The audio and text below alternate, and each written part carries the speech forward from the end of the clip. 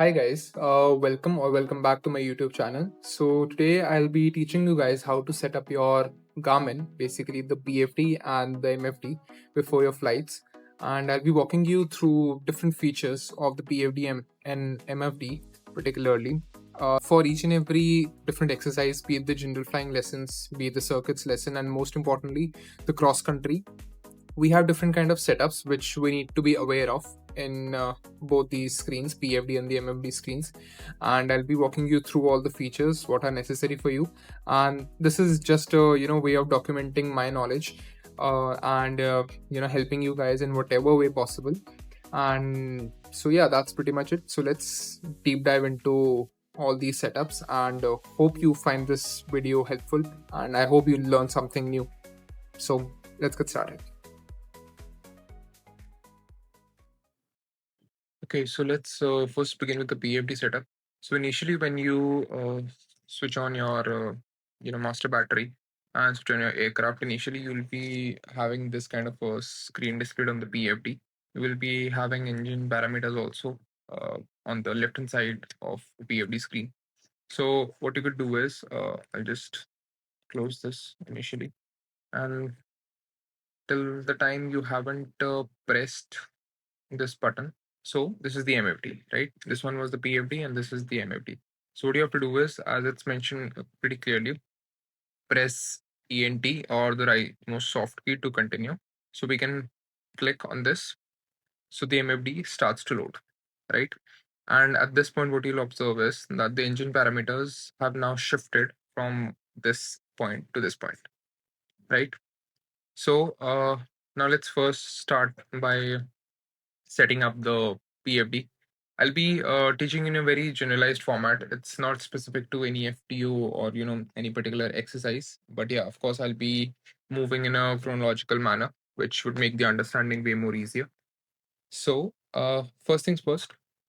As I mentioned, that the left hand screen is known as the PFD or the primary flight display.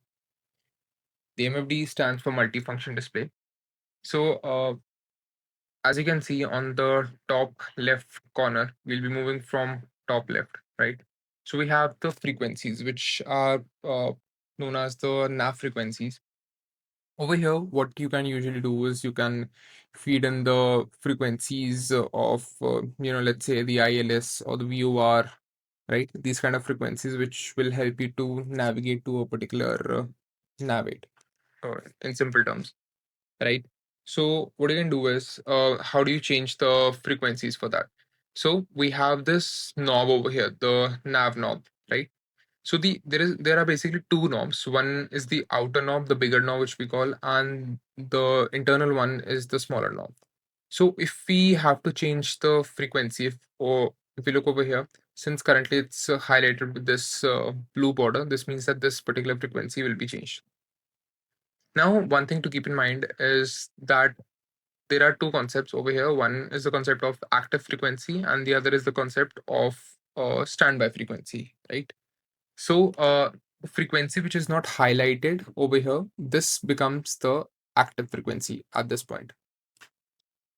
Over here, this one is the standby frequency, right? Now, what you can do is you can only directly change the standby frequency, right? You cannot change the active frequency directly. So, what I mean by that is, so let's say if I want to set a frequency, any random frequency, let's take 115.5, right? So, how you're going to do is, so before the decimal, it says 114. So, we have to rotate the outer knob, right?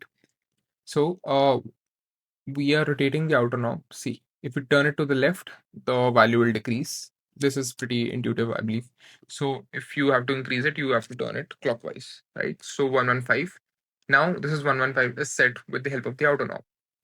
With the inner knob, we'll be able to change the numbers after the decimal, which currently is, let's say, 25. So I want to set it to decimal 5. So I'll increase it over here in this manner.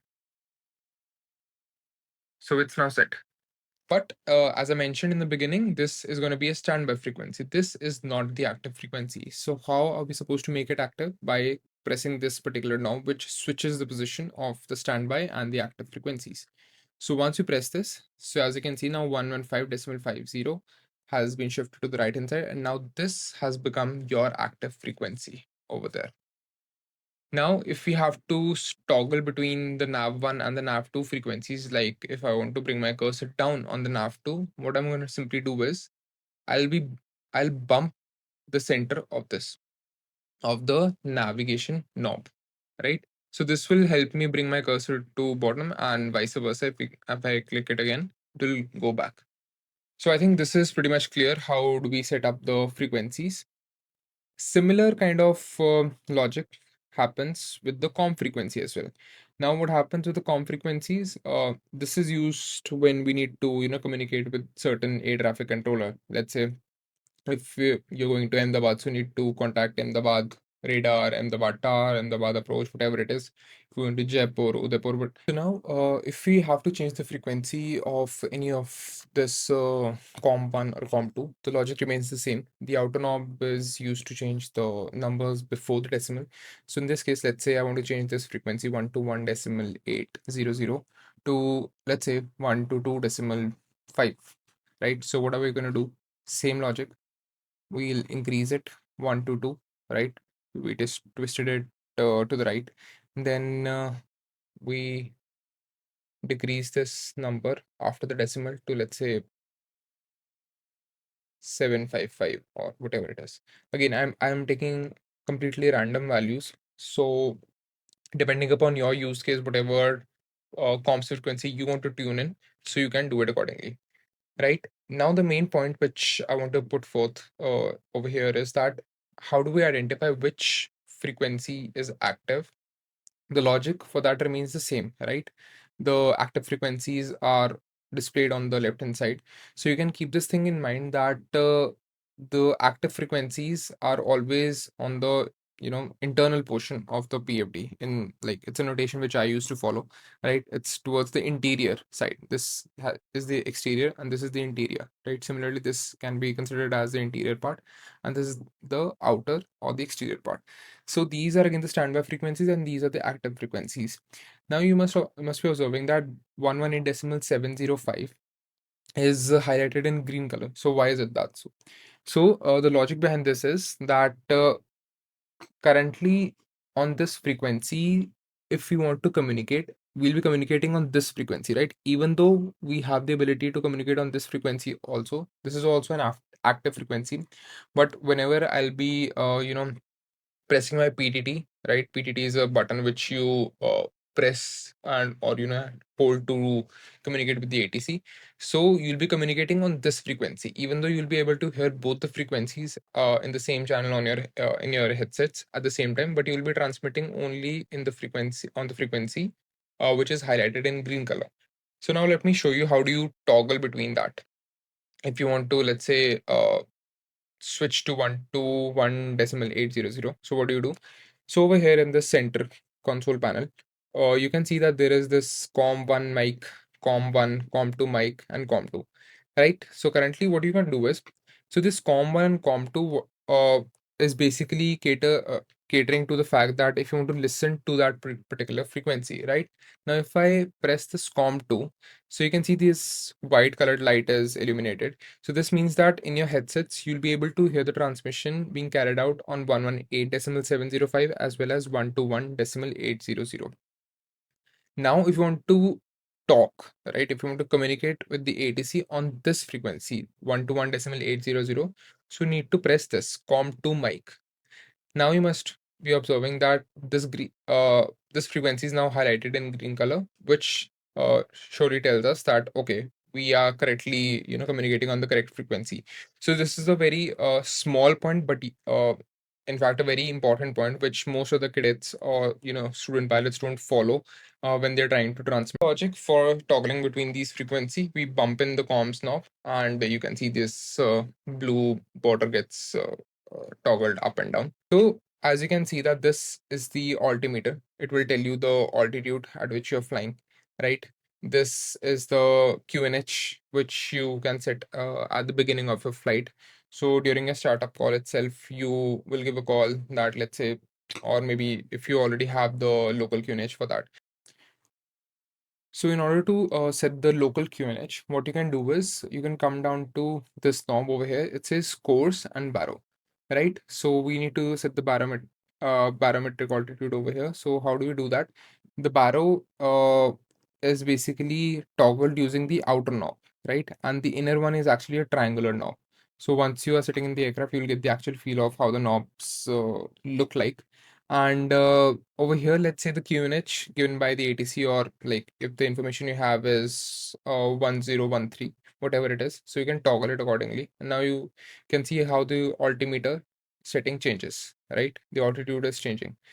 So you can toggle this accordingly, anti-clockwise and clockwise. One thing which you can keep in mind that before taking your, like once you start up, if you know the elevation of that particular airport, you can directly, let's say if I am taking the elevation as 1500, right? So this is again this thing, these values are in metric, like in the units of feet currently. So 1500 feet, right? If you know the airport elevation as 1500 feet, so you can automatically just come down to 1500 feet and then verify the QNH accordingly, and also transmit it to the ATC if there is any change in the local QNH. That's a good practice. Next up is the altitude buck, which is over here. Altitude, the reference altitude, correction. This is known as the reference altitude. So basically, before departing, let's say if you want to climb to 3000 feet initially, so you need to have that kind of reference. And the Garmin usually gives you an annunciator or a notification kind of a thing. It chimes before you reach to that particular altitude, 100 feet and 200 feet prior to that. So how you can do is, we have over here the altitude bug. So again, increasing it with the outer knob in terms of, if you want to change it in unit, like in measures of 1000 feet, so 4000, 5000 with the outer knob, and the inner knob caters to the fact that if you want to change it to, yeah, in terms of hundreds, right? So 4200, 4300, whatever it is. So you can play around with it, right? This is done for the altimeter setting, like known how to set the QNH value, how to set the reference altitude. Next thing, which is important, is this heading knob. So if you want to set your heading, any reference heading, let's say 090, which you need to follow. Currently, we are on the heading of 079. So you can bring it like this, right, by twisting it clockwise or anti-clockwise. Or what you can do is simply bump this. So it will automatically come to the present position of where your aircraft is pointing. Let's understand what's the main function of this button. This is known as the direct to button. So what usually we do is that before going for any kind of flight, what we should know is that how far are we from our base location, right? Or our flying club or whatever it is. Let's say if you're flying around a controlled aerodrome also. So we need to, let's say, know what our distance is at all times, right? So direct to basically gives us the GPS distance, right? So before taking off from your flying club for any like kind of sortie, it's it's a mandatory thing to set your direct to. So let's say in my case, I'm currently at a airport which has a designator of Echo Delta Delta Mike. So what I'm going to do is, so initially, let's say if this particular cursor is not active, so if the blue is highlighted in this manner, this means that the cursor is activated in this particular direct to window. So usually what happens is, if this is not active, right? So what you can do is you can just bump in this knob, which is known as the FMS knob. Now again, this has an outer bigger knob and a lower knob, and a internal knob, which is a smaller knob. So you can toggle the letters and alphabets and numbers with this particular knob, right? The inner knob. So I'm going to show you how do we do that. So if we, let's say, if we twist it one time, so this cursor will appear on this first letter, right? So now we can toggle it. Let's say it is Echo Delta Delta Mike, as I mentioned. So we trace it back to Echo Delta Delta Mike. Now, if I have to move it to the next position, the next letter position, so what I'm going to do is going to use the outer FMS knob, the bigger knob. So the moment I'll twist it, right, so it will come to the right. And similarly, if I twist it to the left, it will come to the left. So again, it's pretty intuitive. Once you get the hang of it, it will be very easy for you to, play around with this. So echo delta delta mic. Again, as I mentioned that this is just a random airport where I am at currently. You'll be doing it according to your own base or whatever waypoint you have set, right? So let's say I do it for tilted delta mic. And just to bring this to your notice that some things might work differently in this particular, simulator which I'm using and the actual aircraft. So you'll get the hang of it about it, but don't worry. So let's say I'm currently at this. Now, currently you can see that the distances are not shown and the bearings also not shown. But the moment I'll press this enter now, it will come down to this activate knob and I have to activate it. Now, as you can see that the distance which is shown to me over here on my screen is decimal 9 nautical miles, which means that I'm very close to this particular waypoint, right? So this is what the main purpose of direct to is. And let's say if you get lost in the airspace, so the best decision to do is press direct to, put your home base or wherever you want to go, right? So let's say I want to go to Udaipur, right? So what I can do is I can simply come here and write the airport designator for Udaipur, which is VAUD.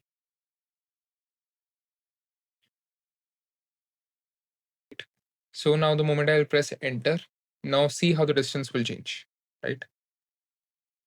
See, it is 3369 nautical miles. So which tells me, right, that from my current position of the aircraft, this particular point which I have set is VAID. And if I follow this particular path, I will reach there, right? Simple. And we'll come to this panel. So these are mainly known as the soft keys, right? So over here, this inset option is used to toggle between this small map. This is known as inset map. So we can just play around with that depending on the terrain and all. If you want the topography, things like that. If you want the traffic map on this. So that's, or you want to just switch it off. Now, the important part is the PFD. Now over here, what you can do is, if you remember in the beginning, I mentioned you that this 1015 units can be changed. So how do we do that? We come to the PFD soft key, we click it, we come to the altimeter unit. Now this can be switched between hectopascal and inches. So this you can do, right? Apart from that, we can set it to standard baro, which is 1013 decimal 25. So this is the standard baro setting. So this automatically picks up the standard baro. Let's say if you're going above 5,000, so ideally it's a SOP, according to cross country flights and other flights that we need to switch it to the standard baro, or as and when it's told to you to, switch it. This you can do. Now, bearing one, bearing two, what this means is you remember we had set certain frequencies in the beginning, which was 115.50 and 108.15. Now, over here, this will come in handy. So, bearing one, if you press, so this comes as nav1, which is currently coming as no data, right? Which is okay because it's not able to fetch in the data for that. And we can toggle it between this GPS, right? This is nav1 GPS, then bearing 2.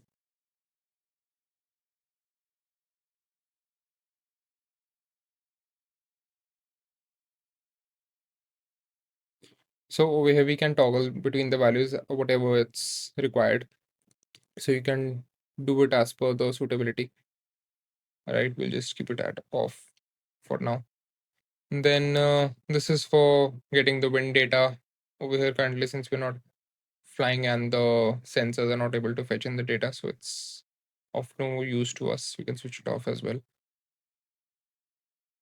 Uh, this is pretty much it for PFD. Now CDI. So what does the CDI mean over here? Is, let's say I've taken any random waypoint again, which has a distance of 153 nautical miles from our present position.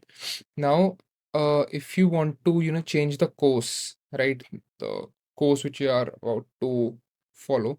So without see, currently when I'm trying to twist this triangular knob, which is responsible for changing the course, we are not able to do that. Only if we press the OBS button, now it will tell us that, okay, initially it is shifted towards the right hand side. I won't go in depth, but just a basic idea that if the CDI, this magenta line is known as the CDI needle, if it is reflected to the right hand side, that means that we are left off track. So we kind of chase the needle and come back on track. So if, let's say, I want to change the course now, so now I can change the course. So keep this in mind. If you want to change the course, first need to bump in the OBS, then this gets activated, and then you can change the course accordingly, right? So this was one of the things. Now CDI can be of different types. You can toggle it between the values of VOR1, VOR, VOR2, localizer, right, and GPS. Now, another important thing which I would like to bring to your notice is this transponder, right? So over here, we usually put in the squawk code, which we get the unique identification code. So we press the transponder, we come down to code, and then we just enter the numbers. So default for usually circuits, we use as 2000, right? This is one of the thing. Ident, because this is will make you, this is for identification to any kind of ATC, right, on their radar. So usually, during my time, I used to get confused because squawk is kind of a unique identification code. So your mind kind of clicks on the fact that, you know, I have to press ident and then put in the transponder, but it won't work. You have to put the transponder code over here. Then you go back. Now, this is another important feature, the timer and reference. So how this works is most of the time, let's say if you have to set a timer for 10 minutes or so, it will be instructed by your teacher or the flying instructor to you that why do we set the timers and all. So I'll just tell you how do we set it currently. So again, if you have to toggle between these particular parameters, you use the outer FMS knob. Now, let's say if you have to set a timer of 10 minutes. So this is the minutes area. So switching the value, again, it's simple. The logic remains the same. You have to switch between the values, you use the inner knob. You have to toggle between the parameters, you use the outer knob. So let's say 10 is done. Now, if you have to get out of this particular parameter, what you can do is you have to press enter initially, right? And then this is the uptime. Uptime means that the timer will start from 10 minutes, then up it will go, right? 10 minutes, 1 second, 2 second, 3 second, and all. So let's say if I have to set the downtime, so I will toggle it using the inner knob, and then I can start it. So now as you can see, the down timer of 10 minutes has started. So this is one of the things which comes in very, very handy during your cross-country flights and other general flying lessons as well. Now, minimums is you can set it accordingly what has been told to you. So let's say 2000 feet you set. So at this point, you usually check before landing if you are stabilized on the approach and things like that. So this is pretty much it for the timer and reference part. And this is the nearest. This will tell you all the nearest airports according to your present position. You can toggle them between using this outer knob. And yeah, that pretty much sums up the entire PFD setup. In the next video, I'll be explaining you how do we set up the MFD, the basic functions, how it works, and things related to it. So hope you find this video helpful, and stay tuned for part 2. See you.